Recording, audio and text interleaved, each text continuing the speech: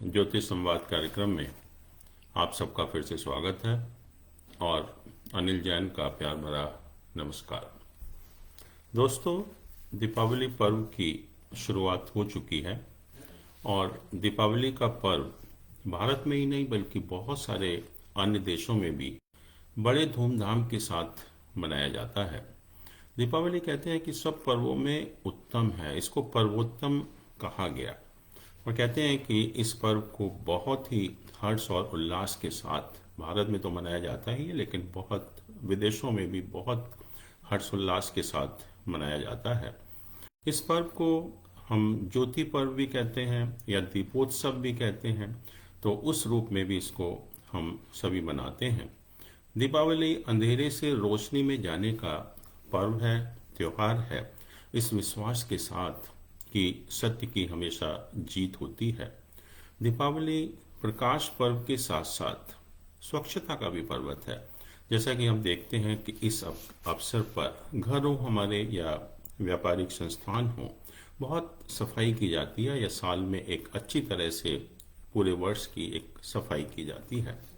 और जहाँ तक इस पर्व का सवाल है, यह पर्व शरद ऋतु में हर वर्ष में कार्तिक मास की अमावस्या को मनाया जाता है। आध्यात्मिक रूप से यह अंधकार पर प्रकाश की विजय का प्रतीक है। इस पर्व को हिंदू धर्म के अलावा सिख, बौद्ध, जैन धर्म भी बड़े धूमधाम के साथ मनाते हैं। इसी दिन कहते हैं कि जो मान्यताएं हैं विभिन्न धर्मों में, जहाँ तक हिंदू धर्म का सवाल है, कहते हैं कि भगवान राम इसी दिन अयोध्या से 14 साल का वनवास करके अयोध्या वापस लौटे थे और 14 वर्ष के दौरान ही भगवान राम ने लंकाधिपति रावण का अंत किया था। अयोध्या वासियों का हृदय अपने परम प्रिय राजा के आगमन से प्रफुल्लित हो चुका था और भगवान राम के स्वागत में घी के दीपक पूरी अयोध्या की जनता ने जलाए और कार्तिक मास की जो सघन काली रात दीपों की रोशनी से जगमगा उठी थी। जहाँ तक सिख धर्म का सवाल है, कहते हैं कि इसी दिन अमृतसर में 1577 ईस्वी में स्वर्ण मंदिर का शिलान्यास हुआ था और इसी दिन दीपावली के दिन ही वर्ष 1619 में सिखों के छठे गुरु गोविंद सिंह जी को जेल से रिहा किया गया था और इसी खुशी में सिख धर्म में ये त्यौहार बड़े धूमधाम के साथ मनाया जाता है। जहाँ तक जैन धर्म का सवाल है, जैन धर्म के जो 24वें तीर्थंकर भगवान महावीर स्वामी का निर्वाण और मोक्ष इसी दिन हुआ था और उनके प्रथम गणधर गौतम स्वामी जी को भी केवल ज्ञान भी इसी दिन हुआ था। कहते हैं कि इसी दिन जो देवी लक्ष्मी का जन्म हुआ था और उनका विवाह भी भगवान विष्णु के साथ इसी दिन हुआ था। महाभारत के अनुसार इस दिन ही पांडवों का वनवास पूरा हुआ था। कहते हैं कि देवकी नंदन भगवान श्री कृष्ण ने नरकासुर राक्षस का वध भी दीपावली के एक दिन पूर्व किया था, जिसके बाद यह त्यौहार धूमधाम के साथ मनाया जाने लगा। जहाँ तक बुद्ध धर्म का सवाल है, कहते हैं कि इसी अवसर पर जो अशोक राजा था उसने बुद्धिज्म को एडॉप्ट किया था and he decided to follow the path of peace and enlightenment. तो उसी के ऑनर में, उसी के स्वागत में बौद्ध धर्म में भी ये त्यौहार मनाया जाने लगा। जहाँ तक दीपावली का पर्व का सवाल है, यह एक दिन का त्यौहार न होकर एक पर्वों की श्रृंखला है। कहते हैं कि यह महापर्व 5 विविध पर्वों का संगम है और हर प्रत्येक दिन का, 5 दिन का अपना अपना विशेष महत्व है। इसलिए पंच पर्वी दीपावली का यह पर्व 5 दिनों तक विशेष उत्साह के साथ सभी लोग मनाते हैं। और जहाँ तक जो 5 दिन हैं जब ये पर्व की शुरुआत होती है, तो पर्व की शुरुआत पहले दिन, जिसको हम धनतेरस के नाम से जानते हैं, उससे इसकी शुरुआत होती है। कहते हैं कि पंच पर्वी दीपावली का आरंभ धन त्रयोदशी के शुभ दिन ही हो जाता है। दीपावली के 2 दिन पहले धनतेरस का पर्व मनाया जाता है कार्तिक मास के कृष्ण पक्ष की त्रयोदशी को यह पर्व मनाया जाता है और कहते हैं इसी दिन भगवान धन्वंतरी अपने आयुर्वेदिक ज्ञान के साथ जनमानस के कल्याण हेतु समुद्र से बाहर आए थे। इसी दिन महालक्ष्मी भी समुद्र मंथन के दौरान समुद्र में प्रकट हुई थी और इस दिन धन्वंतरी देव के साथ माँ लक्ष्मी तथा कुबेर जी के पूजन की परंपरा है। और संध्या समय के बाद घर के मुख्य द्वार पर एक बड़ा दीपक जलाया जाता है और नए बर्तन तथा जो हमारे रजत आभूषण हैं उनको खरीदने का भी रिवाज है और ये पर्व कल हम लोग सभी मना चुके हैं। दूसरा दिन होली का दीपावली का छोटी दीपावली के नाम से जाना जाता है और इस दिन हम इसको नरक चतुर्दशी या नरक चौदश भी कहते हैं। कहते हैं इसी दिन भगवान कृष्ण ने राक्षस राज नरकासुर का वध किया था तथा समाज को उसके भय से मुक्त किया था। इसी दिन शाम के समय पूजा की जाती है। एक पुराने दीपक में 5 अन्न के दाने डालकर घर की नाली की ओर रखा जाता है और कहते हैं कि इसको हम यम का दीपक कहते हैं। फिर उसके बाद बड़ी दीपावली का दिन होता है। यह इस पर्व श्रृंखला का मुख्य दिन होता है। इसी दिन माँ लक्ष्मी जी की धन व सुख समृद्धि की देवी हैं, उनकी पूजा अर्चना की जाती है। संध्या समय में गणेश जी तथा लक्ष्मी जी की पूजा पूरे विधि विधान के साथ की जाती है। पूजन के बाद मिठाई खाना, आतिशबाजी चलाना, यह एक इस पर्व की विशेष बात है। अंधकार पर प्रकाश की विजय का यह पावन पर्व समाज में उल्लास, भाईचारे व प्रेम का संदेश फैलाता है। दीपावली के अगले दिन जो चौथा दिन होता है उसको हम गोवर्धन पूजा या अन्नकूट के नाम से जानते हैं। यह दीपावली के अगले दिन मनाया जाता है। कहते हैं कि इस दिन भगवान श्री कृष्ण ने गोवर्धन पर्वत उठाकर ब्रजवासियों का उद्धार किया था। इसी दिन को अन्नकूट के नाम से भी जाना जाता है। हिंदू जो मंदिर हैं और घरों में भगवान श्री कृष्ण के प्रसाद हेतु विभिन्न प्रकार की सब्जियों को मिलाकर एक सब्जी बनाते हैं जिसे अन्नकूट के नाम से जाना जाता है।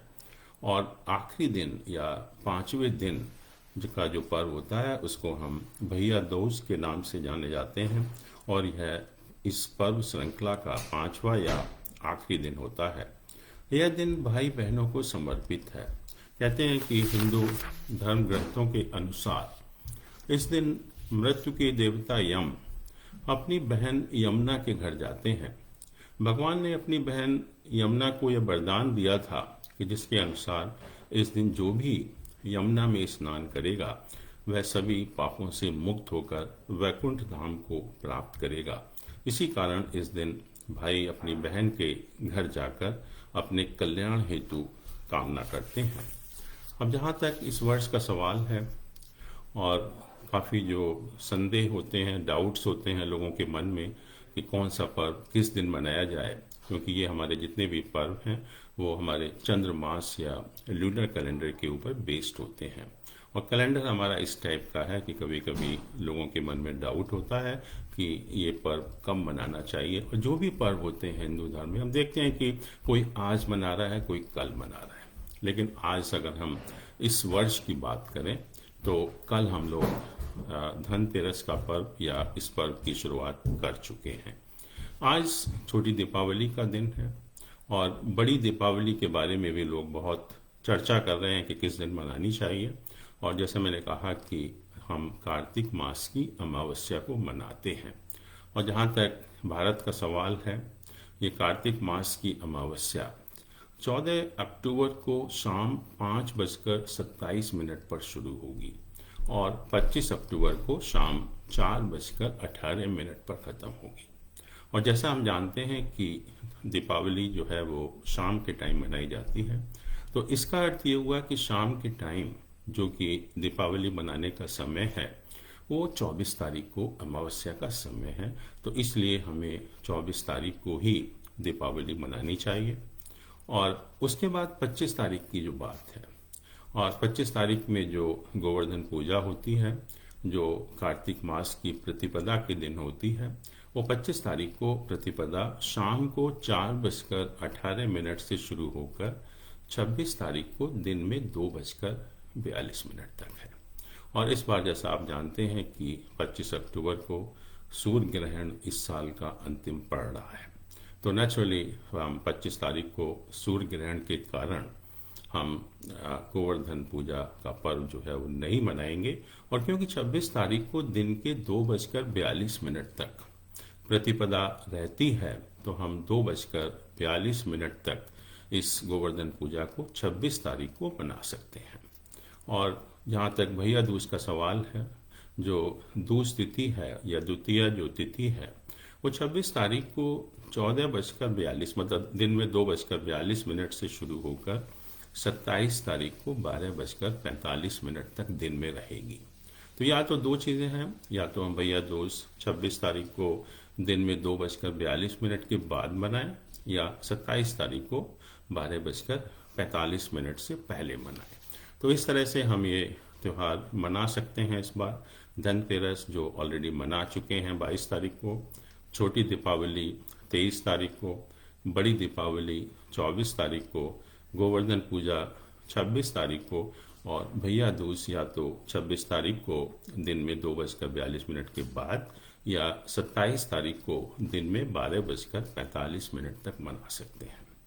और लोग प्रश्न करते हैं कि हमें दीपावली का पूजन कब करना चाहिए, और कहते हैं कि जो दीपावली का पूजन होता है, जो स्थिर लग्न होता है, लग्न जो है वो राशियां हमारी 3 तरह की होती हैं, एक चर राशि, एक स्थिर राशि, एक द्विस्वभाव राशि। तो जो स्थिर राशियां हैं वो हमारी वृष राशि है, सिंह राशि है, इसको और वृश्चिक राशि है, और कुंभ राशि है। तो ये 2, 5, 8, 11 जो राशियां हैं वो स्थिर राशि हैं, और स्थिर राशियों के दौरान ही हम लक्ष्मी जी की पूजा करते हैं या दीपावली पर्व की पूजा करते हैं। और इस वर्ष 24 तारीख को जो वृष लग्न है वो शाम को 6:53 से शुरू होकर शाम को 8:49 तक, जो इंडियन स्टैंडर्ड टाइम है, उस टाइम तक रहेगा। तो इसलिए हम उस समय के अनुसार भारत में शाम 6:53 से लेकर शाम 8:59 तक दीपावली का पर्व या दीपावली की पूजा कर सकते हैं। और कुछ लोग रात में पूजा करते हैं, एक शाम को तो करते ही हैं, लेकिन रात में भी जो है पूजा करते हैं। तो रात में जो सिंह लग्न है जिसमें ये पूजा की जा सकती है, वो रात को 1:24 से, मतलब 24 तारीख की रात को 1:24 से, या हम कहें 25 तारीख की सुबह 1:24 से 25 तारीख की सुबह 3:41 तक रहेगा। तो इस दौरान जो हम रात को पूजा करते हैं वो हम कर सकते हैं। और दोस्तों, अभी मैं यूएसए में हूँ और न्यू जर्सी के ईस्ट ब्रंसविक में हूँ। मैं आपको बहुत एक अच्छी खबर आपको बताना चाहता हूँ कि इस वर्ष जो यहाँ पर स्कूल्स होते हैं, जहाँ पर कुछ सिटीज़ में जहाँ पर भारतीयों की संख्या ज़्यादा है, वहाँ पर दीपावली की छुट्टी डिक्लेयर की जाती है स्कूलों में। और सबसे जो बड़ी बात इस बार हुई है कि अभी कुछ दिन पहले, 3-4 दिन पहले ही न्यूयॉर्क में डिक्लेयर किया गया कि न्यूयॉर्क शहर के सभी स्कूल अगले साल से दीपावली के दिन बंद रहेंगे, अर्थात दीपावली की जो है वो छुट्टी रहेगी उस दिन जो है। तो ये एक बहुत बड़ी उपलब्धि है, भारतीयों के लिए बहुत एक अच्छी खुशखबरी है। और जहाँ तक अगर हम न्यू जर्सी की बात करें या ईस्ट ब्रंसविक के लोगों के लिए, मैं बताना चाहूँगा कि जो पूजा का समय है, जो स्थिर लग्न है, जो वृष लग्न है, वो शाम को 7:05 से लेकर शाम के 8:53 तक है। तो इस दौरान हम दीपावली की पूजा कर सकते हैं। और रात को 1:43 से लेकर 4:14 तक वो हम दूसरी पूजा की जा सकती है उस टाइम। तो इस तरह से हम जो पूजा है दीपावली की, इंडिया में हो या यूएसए में हो, तो हम कर सकते हैं। और एक जो बड़ी बात है इस बार, जिसको कि हम बहुत चर्चा हो रही है, कि 25 तारीख को सूर्य ग्रहण जो पड़ने वाला है, और सूर्य ग्रहण जो इस बार पड़ेगा वो 25 अक्टूबर को कहते हैं कि 14:28 मतलब दिन में 2:28 से लेकर शाम को 6:32 तक है। ये हमारे इंडियन स्टैंडर्ड टाइम के अनुसार है और इसका जो टोटल ड्यूरेशन है वो 4 घंटे 4 मिनट का है। और ये जो सूर्य ग्रहण है ये जो भारत में भी देखा जाएगा आंशिक रूप में, लेकिन भारत के अलावा यूरोप है, दक्षिण पश्चिम एशिया है, उत्तर पूर्वी अफ्रीका है, अटलांटिक महासागर है, वहाँ पर भी ये ग्रहण दिखाई देगा। और कहते हैं कि ये ग्रहण आइसलैंड में शुरू होगा दिन में 2:28 पर और शाम को 6:32 पर अरेबियन सागर में समाप्त होगा। और जहाँ तक भारत का सवाल है या दिल्ली का सवाल है, दिल्ली में ये जो ग्रहण आंशिक रूप से शाम को 4:29 से शाम 6:09 तक देखा जा सकता है और इसका जो सबसे ज़्यादा प्रभाव होगा वो शाम को 5:42 पर इंडियन स्टैंडर्ड टाइम के अनुसार होगा। सूर्य ग्रहण के बारे में मैं कुछ और बातें बताना चाहूँगा कि पहली चीज़ तो सूर्य ग्रहण पड़ता क्यों है। कहते हैं कि जब चंद्रमा पृथ्वी और सूर्य के बीच में आ जाती है तब जो चंद्रमा जो है वो पृथ्वी से जो हमारी सन की लाइट दिखाई देती है सन को छुपा लेता है, जिसके कारण ये सूर्य ग्रहण पड़ता है। और सूर्य ग्रहण 3 तरह के होते हैं, एक हम आंशिक कहते हैं, पार्शियल कहते हैं, एक पूर्ण कहते हैं, टोटल कहते हैं, और एक वलयाकार होता है एनुलर सोलर एक्लिप्स, जिसमें हमें एक सूर्य की जो है वो रिंग के रूप में हमें दिखाई देता है। और साल में सूर्य ग्रहण 1 या 2 हो सकते हैं, 2 से ज़्यादा नहीं होते, लेकिन चंद्र ग्रहण जो है वो 3 तक हो सकते हैं। और क्योंकि जो पृथ्वी का साइज या चंद्रमा का साइज छोटा होता है, ये सूर्य की किरणों को पृथ्वी पर एक सीमित कहते हैं एरिया में ही कवर कर पाता है, रोक पाता है, इसलिए सूर्य ग्रहण जो है बहुत लंबा नहीं होता। और क्वेश्चन ये होता है कि जो चंद्रमा है वो सन और अर्थ के बीच में हर अमावस्या को आएगा, इसलिए आप देखते हैं कि जो सूर्य ग्रहण पड़ता है वो अमावस्या के दिन ही पड़ता है। और प्रश्न ये उठता है कि ये तो हर अमावस्या को पॉसिबल होना चाहिए, हर अमावस्या को सूर्य ग्रहण पड़ना चाहिए, लेकिन हर अमावस्या को नहीं पड़ता, क्योंकि मैंने कहा कि मैक्सिमम सूर्य ग्रहण 1 साल में 2 हो सकते हैं। अब उसका कारण भी लोग पूछते हैं कि कारण क्या है। कारण उसका यही है कि जो चंद्रमा का पाथ है या मून्स पाथ है, that is inclined to the earth path at an angle of 5 degree, इसलिए दोनों का एक प्लेन में होना वो बहुत एक रेयर पॉसिबिलिटी होती है, ये हर अमावस्या को पॉसिबल नहीं होता है। तो इसलिए ये जो सूर्य ग्रहण होता है हर अमावस्या को नहीं पड़ता, इसीलिए चंद्र ग्रहण भी हर पूर्णिमा को नहीं पड़ता। उसका सिर्फ एक ही रीजन है कि जो हमारा एक्लिप्टिक है या जो अर्थ का प्लेन है और जो मून का प्लेन है, they are inclined to each other at an angle of 5 degree. तो दोनों का एक प्लेन में आना, दोनों का रोशनी को रोकना, ये हर बार संभव नहीं होता, ये बहुत ही कभी कभी पॉसिबल होता है। और उस टाइम जो है हम देखते हैं कि हमारा उस समय सूर्य ग्रहण पड़ता है। दोस्तों, ये तो दीपावली की बात थी। हमारे पास एक प्रश्न भी है, अनिता जी पूछ रही हैं अपनी सिस्टर के बारे में, जिनका की जो डेट ऑफ बर्थ है 22 अप्रैल 1986 है, समय सुबह 2:10 पर है और जो प्लेस ऑफ बर्थ है वो पूना है, महाराष्ट्र, इंडिया के अंदर जो है। 2 प्रश्न है उनके कि उनकी जो बहन है वो हमेशा कुछ ना कुछ हेल्थ की प्रॉब्लम रहती है, बीमार रहती हैं, तो क्या आप उनके लिए कोई ज्योतिष के उपाय सुझा सकते हैं। और दूसरा ये कहा कि वो बहुत मेहनत करती हैं और मेहनत करने के बाद भी जो रिजल्ट्स होते हैं वो नहीं मिलते, जो मिलने चाहिए जो रिजल्ट्स हैं वो नहीं मिलते हैं। तो हमने इनका हॉरोस्कोप बनाया और हॉरोस्कोप में देखा कि जो लग्न है वो मकर राशि है, कैप्रिकॉर्न साइन है, 2nd हाउस में जुपिटर का प्लेसमेंट है, 3rd हाउस में मरकरी नीच का होकर बैठा हुआ है, 4th हाउस में सन और राहु का प्लेसमेंट है। फिफ्थ हाउस में जो शुक्र है, वीनस है, वो अपनी राशि में प्लेस्ड है। नाइन्थ हाउस में चंद्रमा है। टेंथ हाउस में केतु का प्लेसमेंट है। 11th हाउस में शनि का प्लेसमेंट है और 12th हाउस में मंगल का प्लेसमेंट है। इनका हमने दशमांश चार्ट भी बनाया, जो कि हम ज्योतिष में प्रोफेशन को एनालाइज करने के लिए हम उसका इस्तेमाल करते हैं। तो दो चीज़ें जो मुख्य चीज़ मिली इनके हॉरोस्कोप को देखने में, सबसे पहले कि सन और राहु दोनों बिल्कुल पास पास हैं, दोनों की डिग्री करीब करीब बराबर है। तो हम कहते हैं कि जो सन है वो पूरी तरह से एक्लिप्स्ड है।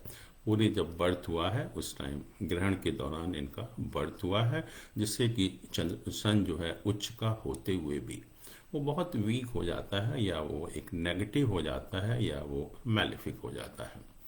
और दूसरा यह है कि जो सिक्स्थ हाउस है, सिक्स्थ हाउस बेसिकली हमारे अपोनेंट का हाउस होता है, लेकिन सिक्स्थ हाउस की एक बहुत ही विचित्र पोजीशन है, because sixth house is ninth from the 10th house and 10th from the 9th house.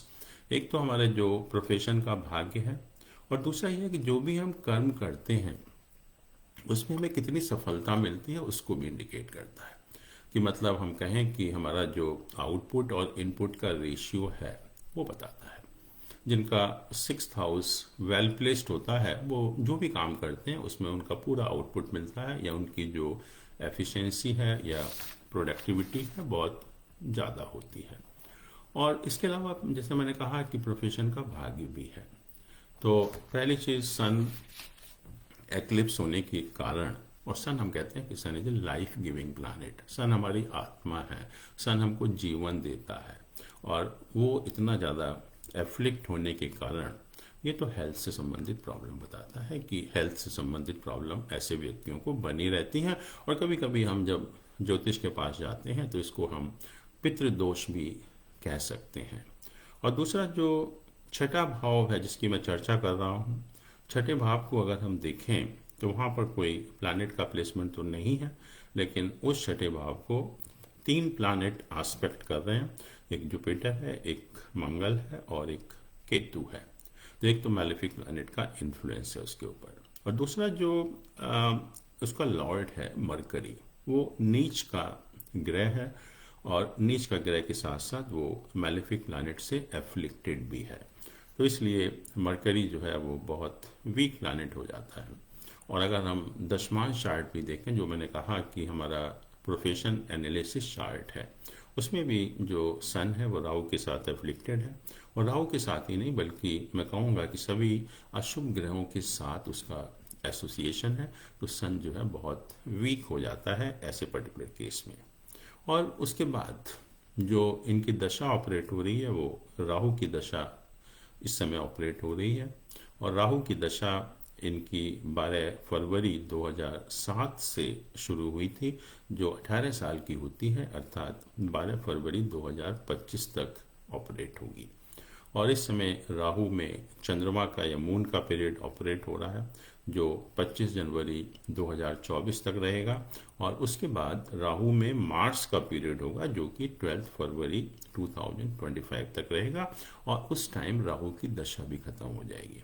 Rahu की दशा के बाद जुपिटर का पीरियड शुरू होता है, गुरु का पीरियड शुरू होता है, जो कि एक 16 साल की दशा होती है। तो तीनों चीज़ें मिलने के कारण जो इन्होंने कहा जो समस्या है उसका कारण भी जो है वो ही है। तो जहाँ तक रेमेडी का सवाल है, मैं कहूँगा कि जो ऐसे लोगों को सन और राहु की रेमेडी करनी चाहिए। और सन की रेमेडी के लिए हम या तो गायत्री मंत्र का जाप करें या सूर्य को अर्घ दें सुबह नहाने के बाद रोजाना जो है। और साथ में जैसा इन्होंने कहा कि मेहनत करने के बाद फल नहीं मिलता, तो उसके लिए भी थोड़ा सा अगर मरकरी का उपाय करेंगे, बुध का उपाय करेंगे, या बुधवार के दिन अगर हम कोई भी हरी चीज़ का दान करेंगे, या इवन अगर हम किसी गौशाला वगैरह में गायों को हरा चारा खिलाएंगे, तो उसका भी बहुत एक पॉजिटिव इफ़ेक्ट होगा। तो वो ये चीज़ कर सकते हैं और ये समस्या जो है वो क्योंकि अभी जो पीरियड है राहु मून का चल रहा है, राहु मंगल का चल रहा है, तो इस समस्या के अभी बढ़ने के उम्मीद ज़्यादा है। तो इसलिए ज्योतिष के उपाय जो हैं बहुत ज़रूरी हैं करना इस समय जो है। तो दोस्तों, इसी चीज़ के साथ हम ये प्रोग्राम आज समाप्त करते हैं, और मैं आपसे फिर अनुरोध करता हूँ कि जो भी आपके प्रश्न हो, ज्योतिष से संबंधित हो, अपने व्यक्तिगत प्रश्न हो, आप हमको अवश्य लिखिए और हम पूरी कोशिश करेंगे उसका जल्दी से जल्दी जवाब देने के लिए।